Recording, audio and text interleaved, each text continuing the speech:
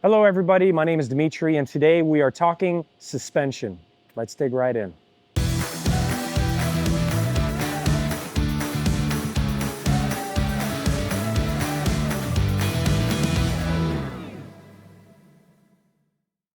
All right guys, so obviously I'm standing in front of an Agile Offroad Suspension Kit, and the point of this video is to go over a little bit of background on different suspension systems, applications, stuff we've installed, observations we've made, and ultimately why we've landed on the Agile Pro Rip Kit as our primary choice for suspension across all of our builds. Let's get into the background of suspensions on Sprinter, Transit, ProMaster vans. There are a lot of options out there, and you may be hit initially with a little bit of sticker shock. So an important thing to ask yourself off the bat, do I actually need a suspension kit? For us, it's an easy way to get that answer. If you have a scale nearby or you go on the freeway and get yourself weighed, typically on a Sprinter 144, if you're pushing towards the 9,000 pound mark, it's probably time to start thinking about suspension.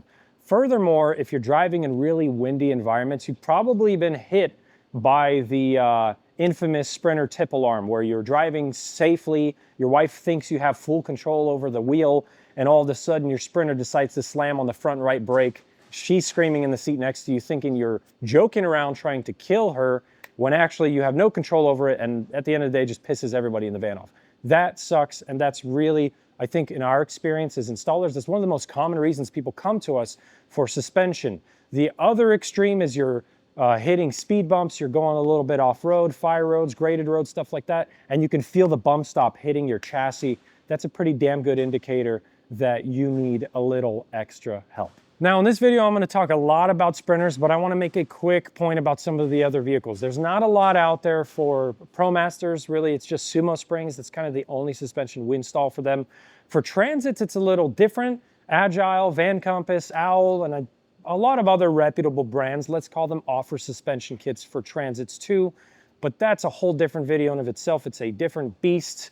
Sprinters, in my opinion, are the most simple, but also in some cases the most nuanced, and I want to tell you a little bit about the different suspensions out there and my personal opinion about them. Now, I got to preface this by saying I'm not a mechanic, I'm not a suspension expert. Everything I know is from either customers, doing the installations myself, speaking to mechanics, or speaking to the representatives at these different companies that are willing to put aside the time to educate me. One thing I'm really proud of myself for is I ask a ton of questions and I'm not scared to be wrong. So at the time of filming, this is as educated as I've ever been on suspensions, and I feel comfortable enough to give it to you raw, at the risk of maybe getting myself in a little bit of trouble. As far as suspension brands out there for Sprinter, there are really, in my opinion, only three players in the game.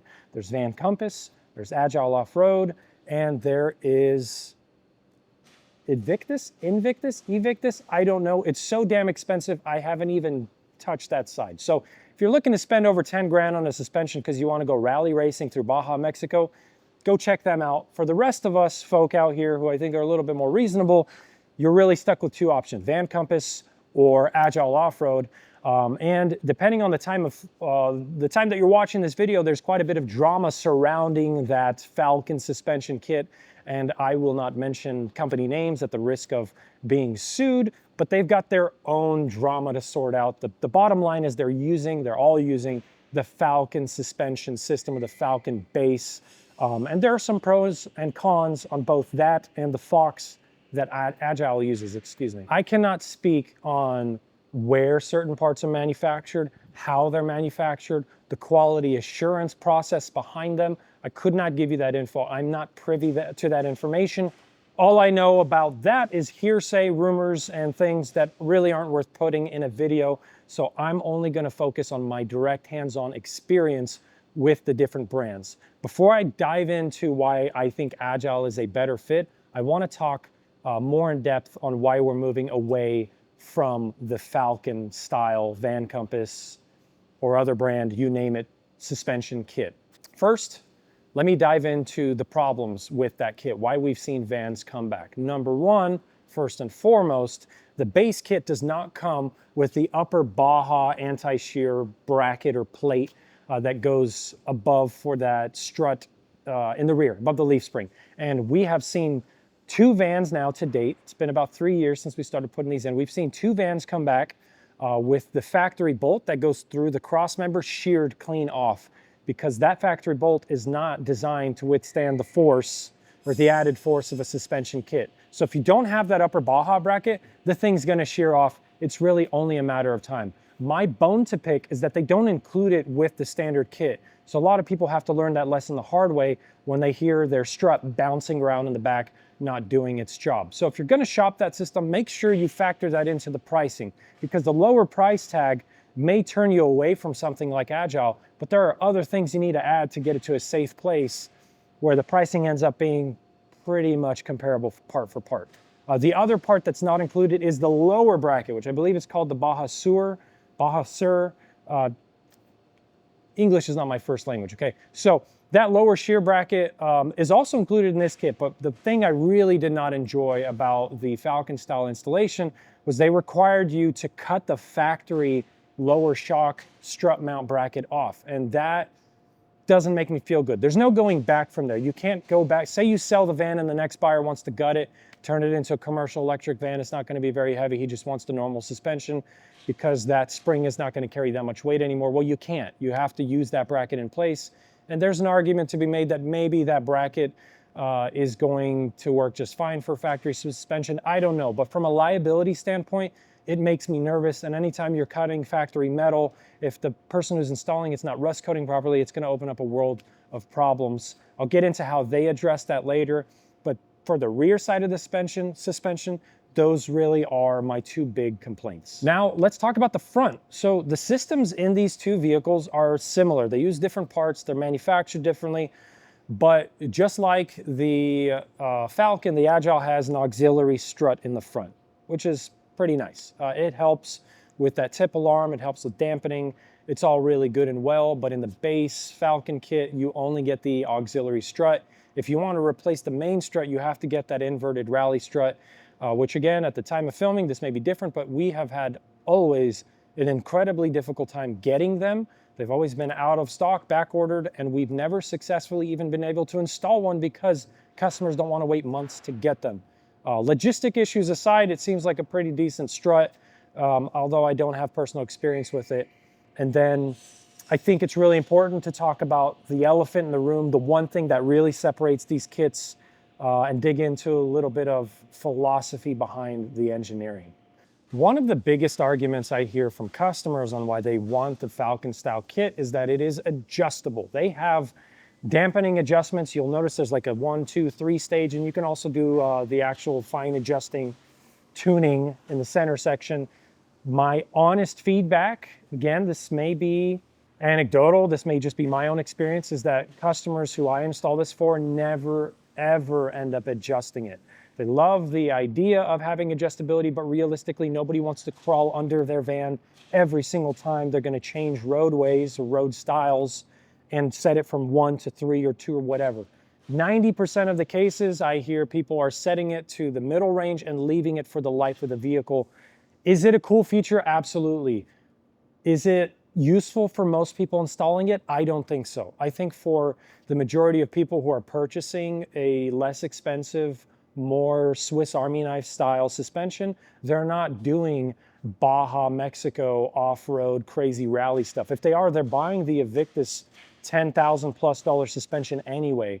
So it is a cool feature, don't get me wrong. My personal opinion, not really all that useful for the common man. Now, I'm going to conclude talking about the Falcon style suspension. I'm going to wrap that up. I will end by saying it is an amazing suspension system. It does well. If you have all the right parts, it's installed properly, and you tune it right the first time, you're going to be happy with it. And at a very best case scenario, you're just never even going to notice it's there because it's doing its damn job, which is a great thing. However, our philosophy here at Cirque Supply has always been safety first and more thoughtful engineering.